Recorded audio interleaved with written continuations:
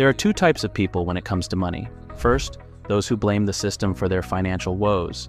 They're in the majority and often find themselves stuck in a cycle of frustration and financial stagnation. Then, there are the adapters, people who respond quickly to changes in society and finance. This group is more likely to prosper because they embrace new opportunities and ways of thinking about money. Understanding this distinction is crucial.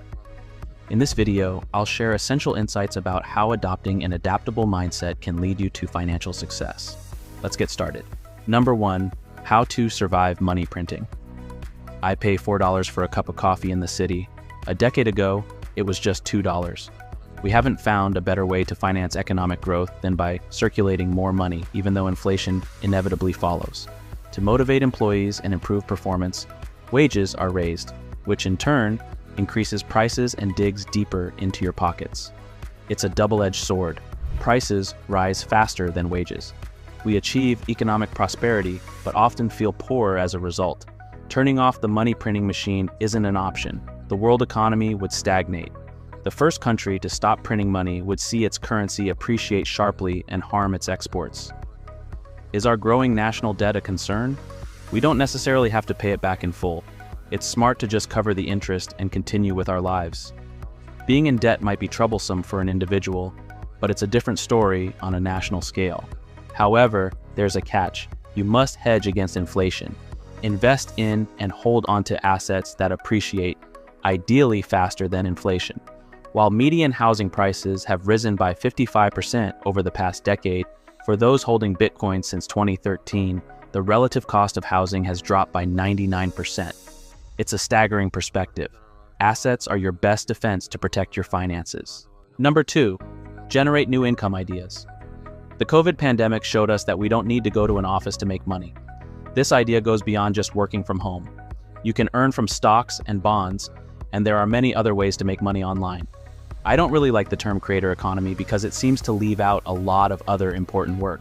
Creators aren't the only ones who keep our economy going. We still make physical things, but now it's more customized. For example, I ordered a book from Amazon that was printed just 3 days before it got to me. The shift to the digital economy is here to stay.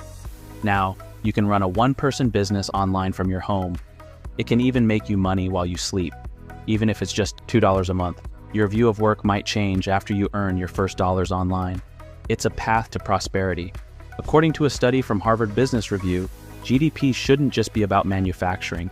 We're starting to figure out how to value digital products. The opportunities are massive. With just a click, you can reach millions of people, and that can turn into a lot of money.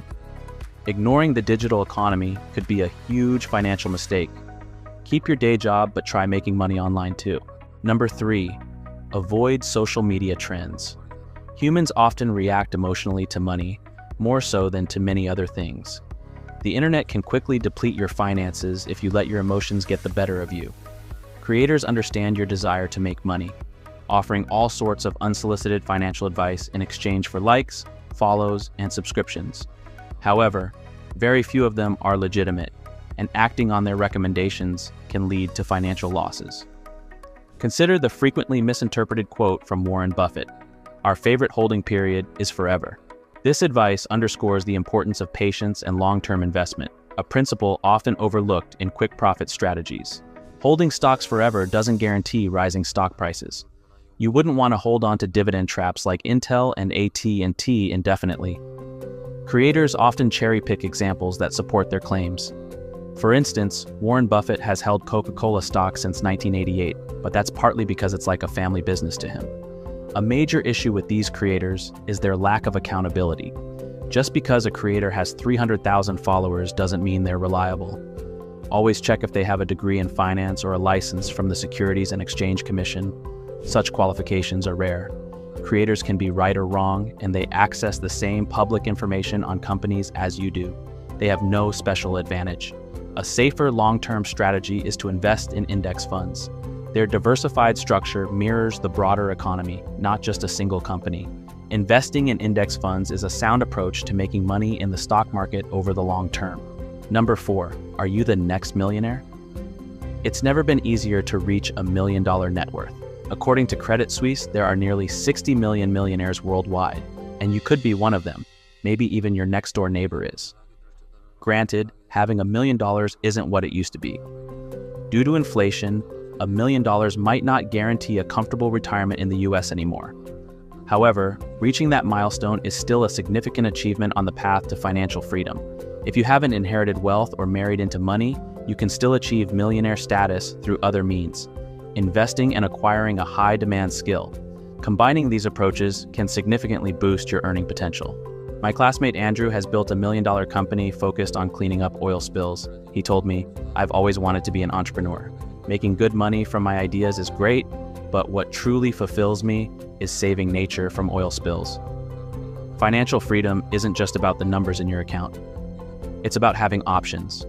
Choosing between a 9-to-5 job and entrepreneurship, traveling or settling down, mentoring or blogging.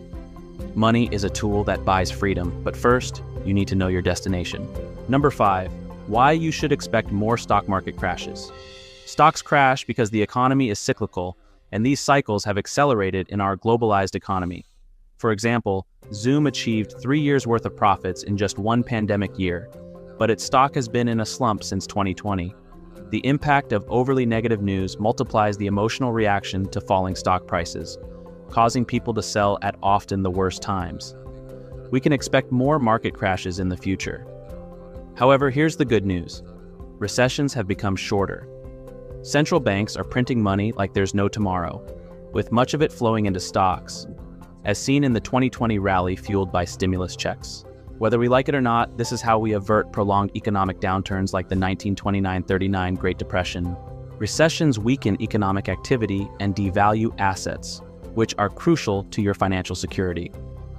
However, a recession is also an opportunity. The key is to act non-intuitively. Buy when everyone else is selling. Warren Buffett said it best. You pay a very high price in the stock market for a cheery consensus. So do the opposite of everyone else when all seems hopeless. Remember, the night is darkest just before dawn. Understanding money and how to manage it effectively is crucial for building a secure financial future. Remember, knowledge is your best tool when it comes to financial planning. Use what you've learned today to make informed decisions that will help you grow and protect your wealth. Thank you for watching. If you found these insights helpful, don't forget to subscribe for more valuable tips and strategies. Keep learning, keep growing, and take charge of your financial destiny. See you in the next video.